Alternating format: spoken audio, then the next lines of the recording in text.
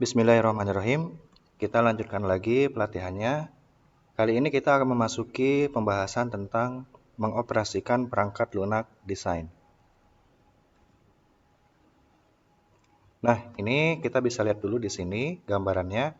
Gambar kiri atas itu adalah gambar orang yang sedang melukis, tetapi melukisnya secara langsung di kanvas.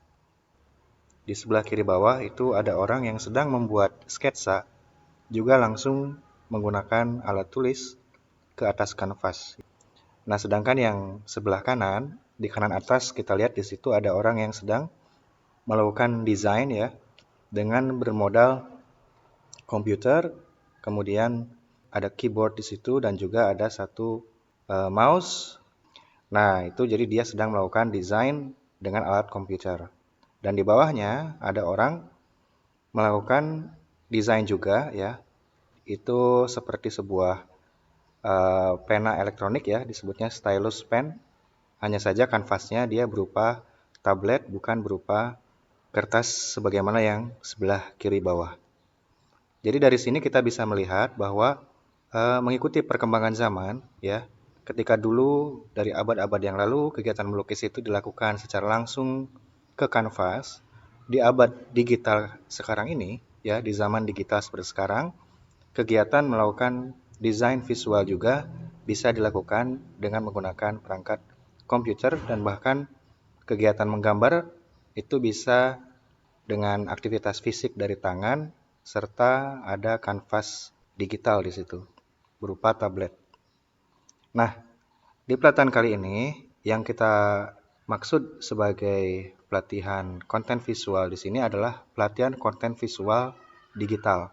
Jadi berkenaan dengan gambar yang di sebelah kanan atas dan juga kanan bawah. Karena dua-duanya itu adalah aktivitas merancang konten visual tetapi dengan menggunakan perangkat digital dan menghasilkan konten digital.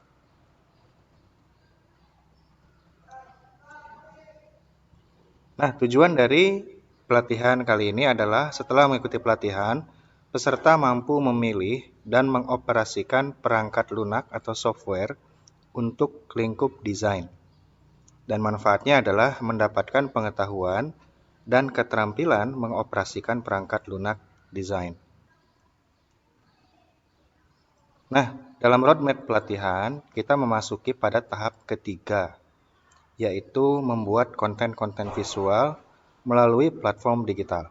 Jadi kita sudah masuk ke tahap praktis pembuatannya, meskipun tetap ada teorinya juga, ada konsepnya juga ya. Tetapi di sini kita mulai membuat ya, nanti tugas-tugasnya juga akan melibatkan aktivitas membuat konten visual juga ya, tetapi melalui platform digital gitu ya. Jadi aplikasi yang kita gunakan itu adalah aplikasi digital ya. Digunakan untuk apa? Digunakan untuk menghasilkan konten visual.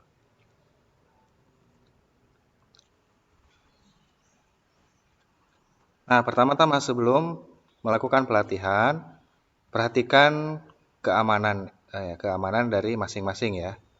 Ketika misalnya menyimak ya materi dari video ini, itu silahkan perhatikan peralatan digitalnya, apakah aman ataukah tidak. Jangan sampai terjadi hal-hal yang tidak diinginkan, seperti misalnya alat digitalnya sambil ditonton sambil tercolok ke charger ya, sehingga itu akan mengakibatkan panas dan bisa jadi kalau terlalu panas itu akan mengakibatkan ledakan. Jadi pastikan dalam kondisi gadgetnya itu baterainya aman ya. Nah, pertama kita akan membahas ya sedikit di sini tentang beragam aplikasi desain. Aplikasi desain itu banyak sekali ya. Nah, tergantung juga nanti dari kegunaannya. Ini tidak akan dibahas semua ya. Misalnya yang sudah cukup lama itu CorelDRAW ya, Adobe Photoshop. CorelDRAW itu untuk membuat grafik vektor biasanya, membuat gambar ya, dua dimensi. Sedangkan Adobe Photoshop itu untuk mengedit foto ya. Nah, di sini juga ada Inkscape ya. Inkscape itu mirip CorelDRAW, fungsi-fungsinya juga mirip, tetapi CorelDRAW itu berbayar, sedangkan Inkscape itu full gratis ya. Kalau dulu CorelDRAW ini dijual melalui CD ya, compact disc. Nah, begitu juga dengan Adobe Photoshop ya. Nah, ada juga AutoCAD ya. AutoCAD ini biasanya dipakai oleh arsitek, di mana di situ dibuat rancangan desain 3 dimensi juga bisa di situ ya. Dan yang kekinian ya, itu adalah Canva ya. Canva ini ada beragam fungsi di sana ya, dan juga ada beragam template-nya. Nah, itu sangat kaya sekali dengan template ya, baik yang gratis maupun yang berbayar. Dan banyak sekali di sini ya pilihan-pilihan. Nah, dulu misalnya beberapa tahun yang lalu ketika teman saya seorang editor dan eh, penata letak ya, layouter buku, itu aplikasi yang dia gunakan adalah Adobe InDesign. Fungsinya itu diarahkan untuk merancang bahan-bahan untuk dicetak ya, baik itu brosur maupun buku ya. Kalau kita lihat sekarang kan buku-buku itu tidak hanya hitam putih. Untuk kalangan remaja misalnya buku itu sudah warna-warni. Nah, selain itu Microsoft Office ya. Kalau di sini ada yang pakai operating system Windows ya, barangkali Microsoft Office dari Windows itu bukan hal asing ya. Dia sudah sangat lama sekali ya, dari tahun 1990-an ya. Microsoft Office itu sudah dipakai gitu. Nah, sampai versi yang terbaru saat ini ya. Ya, Microsoft Word, Microsoft Excel, dan Microsoft PowerPoint adalah 3 di antaranya. Nah, fungsi-fungsi desain juga terdapat dalam 3 aplikasi Microsoft ini. Nah, adapun aplikasi desain untuk pembuatan video ini itu dengan menggunakan 2 aplikasi ya. Yang pertama itu Microsoft PowerPoint, desain visualnya menggunakan Microsoft PowerPoint. Dan kita lihat dari tadi ya, tampilan visual dari video ini itu bersifat animatif. Nah, itu merupakan salah satu fungsi dari Microsoft PowerPoint ya. Ada satu fitur yang menarik ya, yang bisa membuat perpindahan slide itu bersifat animatif. Dan kemudian yang kedua, perekaman suara ya dan juga perekaman visual layar ini menggunakan aplikasi OBS Studio.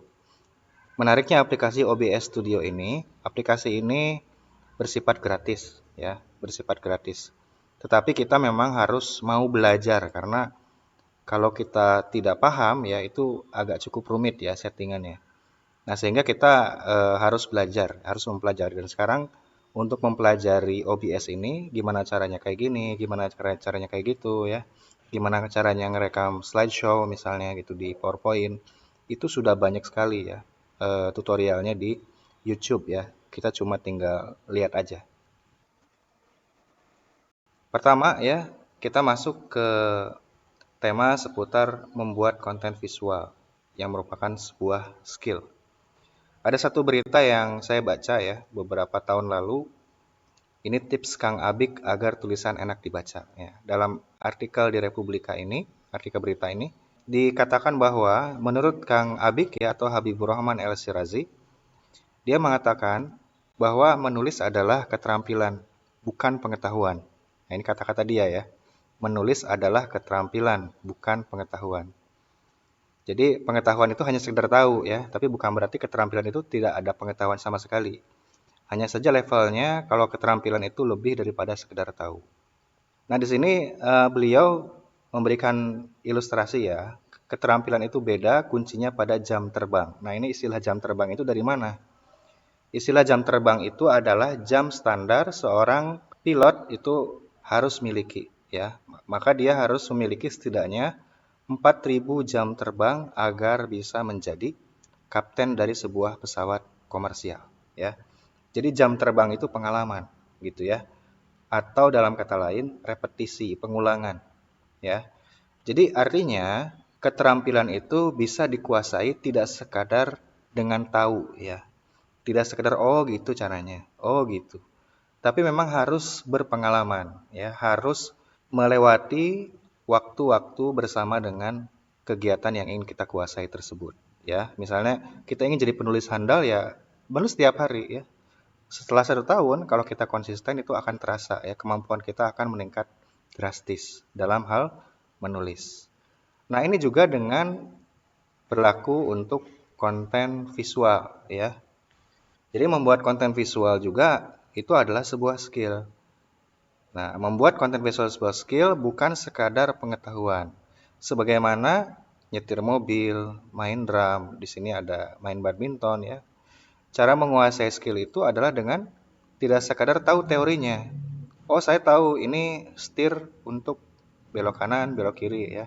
Oh, ini gas, oh ini rem gitu ya. Oh, ini kopling gitu ya. Oh, ini spion kanan, spion kiri. Itu kan rumit ya, karena semua harus main.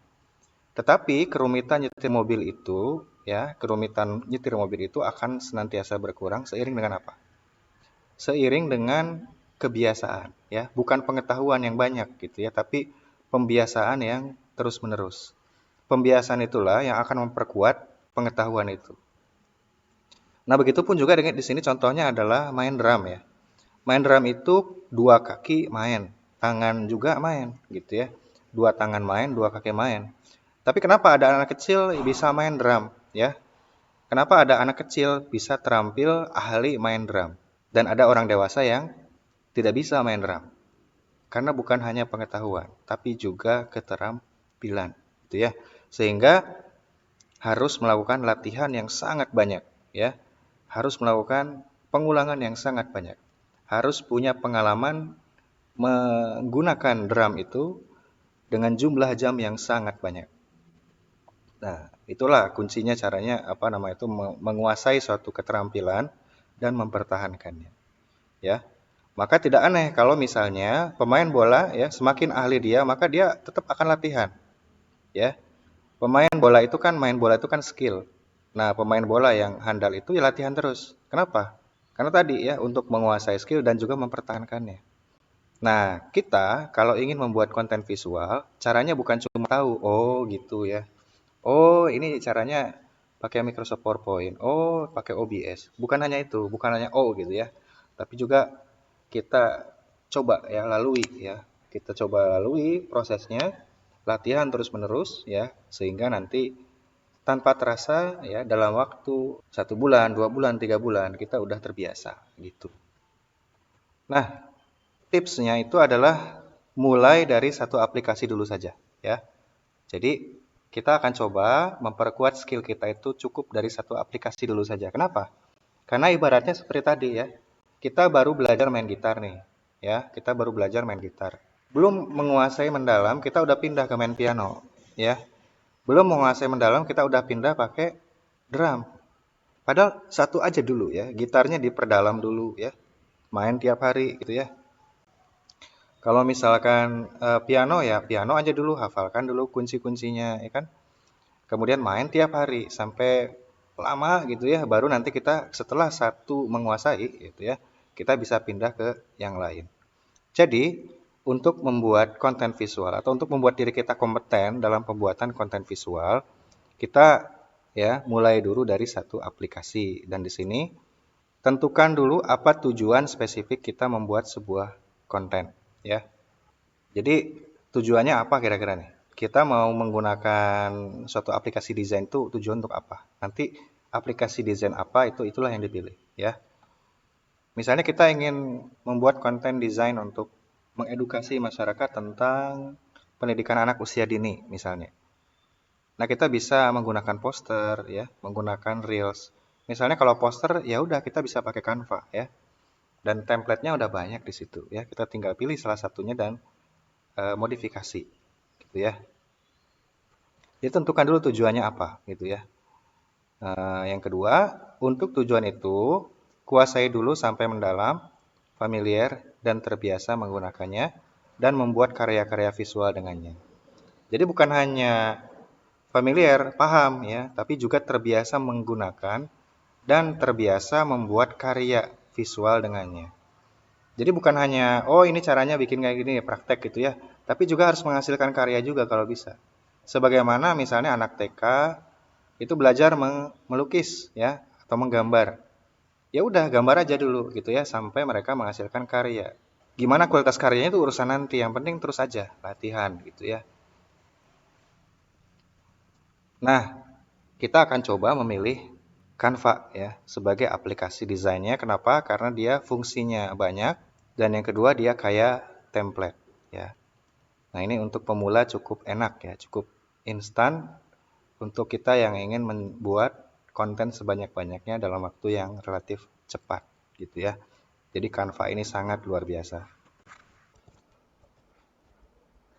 Nah, Canva ini dapat diakses di browser Google Chrome ya di PC.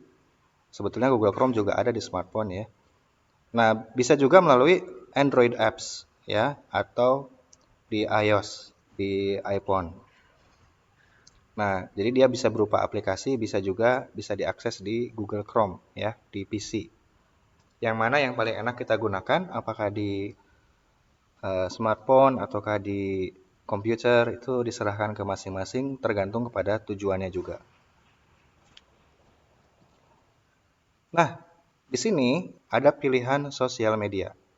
Karena judul pelatihannya adalah pembuatan konten visual untuk sosial media, maka yang akan kita klik adalah yang sosial media ini. Ketika kita sudah membuka Canva ya. Silahkan diklik ya.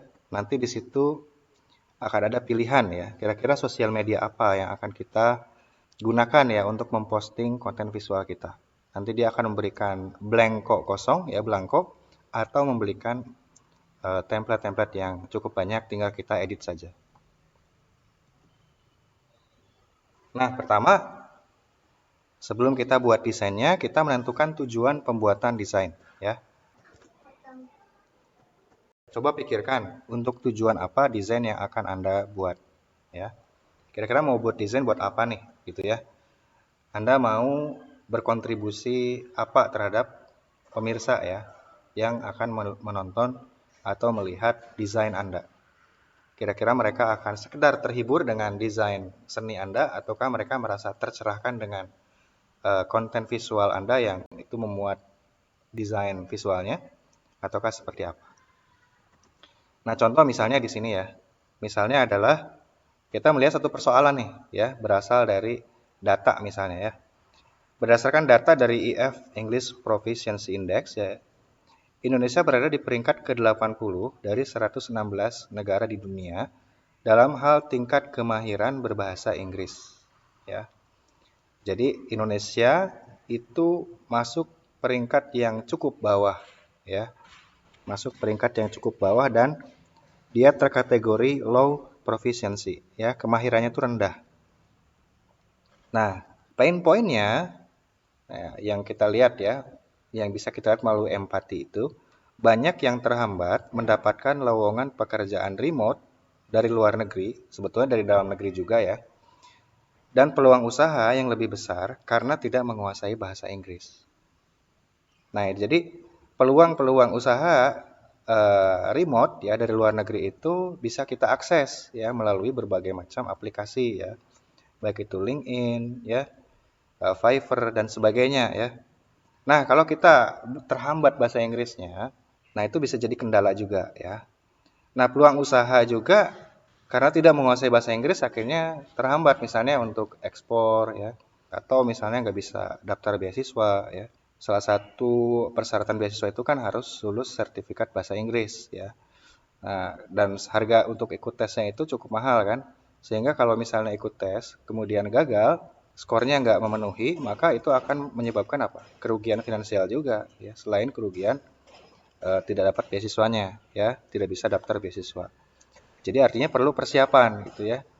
Gagal mempersiapkan sama dengan mempersiapkan kegagalan gitu ya. Jadi di sini pain pointnya di sini. Nah, maka dari pain point ini bahwa banyak orang Indonesia yang tidak memahami pentingnya bahasa Inggris dan juga tidak mendapatkan manfaat karena tidak menguasai bahasa Inggris, itu menjadi inspirasi untuk menciptakan konten visual ya. Ini berkenaan dengan perencanaan pembuatan kontennya ya. Nah, simple content plan ya. Content plan-nya adalah brandnya kita pingin bikin brand mahir English gitu ya, sederhana itu. Entah ini ada yang punya atau tidak ya. Ini hanya ilustrasi saja ngarang ya. Segmennya audiens yang ingin bisa bahasa Inggris. Platformnya kita menggunakan Instagram ya, karena dia bukan hanya bisa menampilkan teks tapi juga desain visualnya ya. Kemudian juga bukan hanya poster ya, carousel, tapi juga video ya. Jadi ada ragam manfaat dari Instagram untuk diakses untuk menjadi tempat nge-share konten edukasi. Nah, jenis kontennya visual edukatif, kategorinya berupa vocabulary ya. Ini ada salah typo ya, grammar ya. Nah, sudah dikoreksi ya. Ini grammar, reading comprehension. Jadi kategorinya bisa satu waktu dia kontennya itu berupa vocabulary harian itu ya. Vocabulary yang sehari-hari saja, bukan yang aneh-aneh, yang kira-kira penggunaannya itu tinggi. Kemudian grammar yang sehari-hari juga ya, tidak usah yang rumit-rumit dulu, tapi kita bangun fondasi yang sederhana dulu ya. Kemudian reading comprehension. Karena reading comprehension ini literasi ya, berkenaan dengan literasi bahasa Inggris yang nanti diujikan di berbagai tes. Dan tujuannya adalah untuk meningkatkan kosakata, pemahaman, grammar, dan literasi bahasa Inggris audiens secara berkala. Nah, idealnya kita bikin konten kalender ya. Kita bikin konten kalender selama 30 hari minimal gitu ya. Nah, setiap hari itu mau ngisi konten apa, topiknya apa. Tapi gak apa-apa ya, di sini kita satu aja ya, satu hari pertama konten satu ya. Kategorinya misalnya vocabulary. Konsep desainnya minimalis ya, tidak terlalu banyak teks, cukup satu kata dan gambarnya misalnya ya. Materi kosakata barang-barang sehari-hari di rumah. Misalnya book ya, berarti buku gitu ya. Kemudian door, pintu ya, ada gambarnya gitu ya, bukan hanya tulisannya, tapi juga ada gambar visualnya. Ada house ya, rumah, kita lihat gambarnya di situ, berikut juga dengan tulisan house-nya dan artinya rumah gitu. Itu cukup bagus ya, cukup bagus untuk meningkatkan vocabulary. Nah, itu hanya ide saja ya. Ide saja berawal dari apa? Berawal dari design thinking tadi ya. Ada pain point yang kita tangkap, kemudian kita jadikan sebagai bahan untuk membuat content plan ya. Dan idealnya memang ada contoh konten kalender nantinya ya. Karena itu seperti silabus yang akan menunjukkan kita setiap harinya itu kita akan mempublish konten apa ya. Tapi di sini contohnya cukup satu konten untuk hari pertama, yaitu kategorinya vocabulary ya. Konsep desainnya minimalis, edukatif, dan dia menampilkan visual bendanya ya. Dan materinya kosakata barang-barang sehari-hari di rumah. Nah, itu saja untuk materi sekarang ini ya, cukup. Tugasnya adalah nanti Anda coba tentukan ya tujuan dari pembuatan konten visual yang Anda akan buat ya. Berawal dari keresahan tadi. Kira-kira Anda melihat orang itu punya kebutuhan akan apa? Kalau yang tadi contohnya kan orang punya kebutuhan terhadap edukasi bahasa Inggris ya. Atau misalnya Anda pengen ya udah saya bahasa Arab misalnya, silakan itu ya. Atau saya bahasa Indonesia nih. Kayak ada seorang tokoh yang dia concern dengan bahasa Indonesia dan dia juga cukup dikenal akhirnya ya, cukup dikenal oleh publik ya, meskipun ya, konten yang dia buat itu tetap berkenaan dengan bahasa Indonesia dan dia tetap populer di Indonesia ya. Nah, silakan Anda buat tujuan ya dan juga nanti konten plan-nya. Kira-kira Anda mau membuat konten apa dan kemudian silakan buka Canva, klik sosial media dan Anda silakan buat konten. Satu konten sederhana sesuai dengan design thinking Anda, sesuai dengan perencanaan konten Anda ya dan juga konsepnya. Silakan nanti saya akan sediakan Google Form-nya dan Anda memasukkan nama ya, kemudian tujuan pembuatan konten, berikutnya adalah konten plan-nya dan yang terakhir adalah link karya Anda, link karya yang sudah Anda buat ya. Baik, itu saja, terima kasih. Assalamualaikum warahmatullahi wabarakatuh.